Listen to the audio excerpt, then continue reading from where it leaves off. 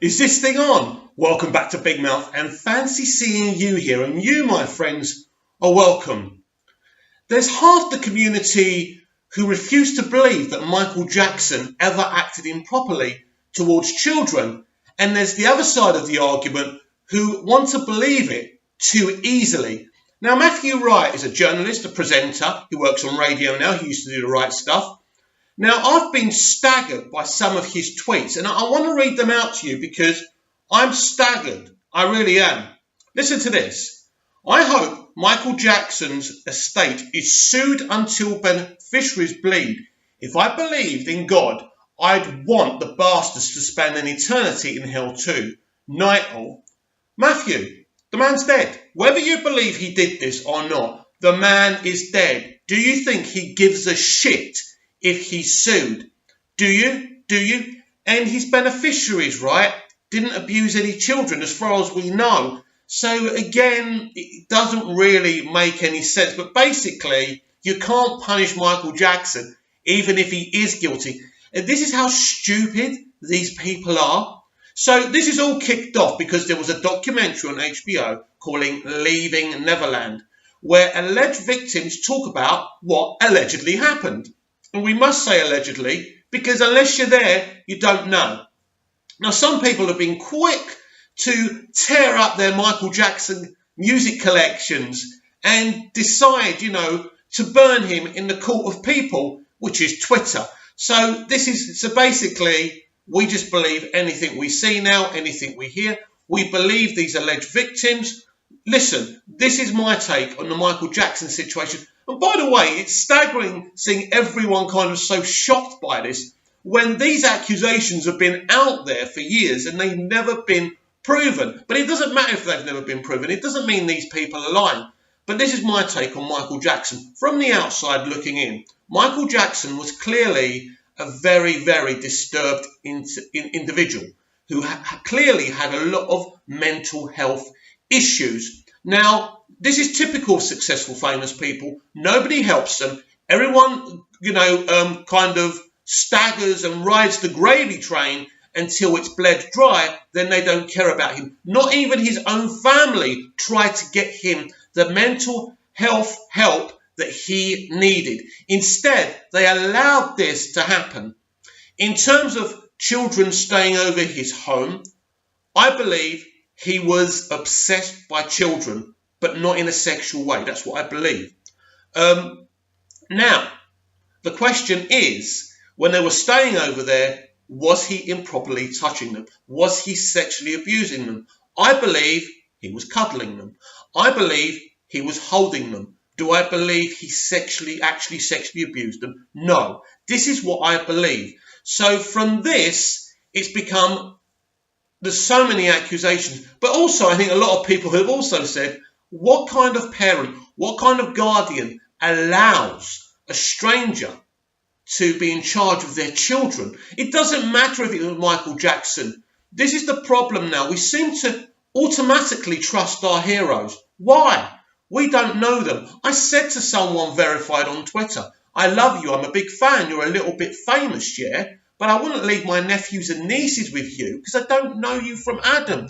And she agreed with that. And this is the problem now. But I do see all these... And what's funny about the entertainment industry and celebrities, 50% of them are probably child predators, rapists, drug pushers, sexual offenders, guilty of some crime. They're probably protecting, sexual predators. We know what the big thing is now to protect female sexual predators because SJWs and far leftists never want to admit that a woman would ever abuse a child. So those female celebrities are protected and always will be. But what about all the members of the entertainment industry, hanging Michael Jackson out to dry, but never came out and admitted that Jimmy Savile was probably the biggest sexual predator there ever was? And I'm not just talking about the famous. All the famous came out when it came out and said, yeah, we knew that. Well, thanks for telling us you already knew that, but what did you do about it?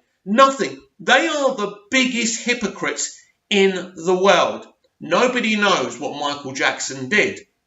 Of course, his alleged victims coming out and saying he did this and did that. We never know. We also know these alleged victims were paid very handsomely for this documentary. Now, if they were abused, good luck to them. They're making some money. But they're never going to, doesn't matter what these people say about Michael Jackson, like Matthew Wright, there will never be retribution. Matthew, you can sit there all day talking about Michael Jackson. He's dead. You cannot hurt him. It's pointless. With all these sexual predators around the world, with all these sexual predators within the entertainment industry being protected, and Matthew Wright, all he wants to talk about is Michael Jackson and his fans. So let's read some more of his tweets. By the way, Matthew Wright's a guy I've always respected and loved, but this is kind of changing my mind. Right, he's quote tweeting himself. It makes me laugh when blue ticks do this.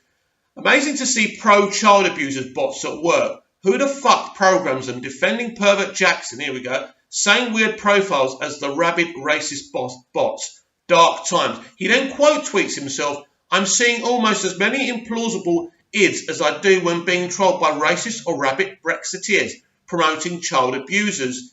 They are not protecting a child abuser, Matthew. They are fans of Michael Jackson and they're sticking up for their idol. They don't know any better.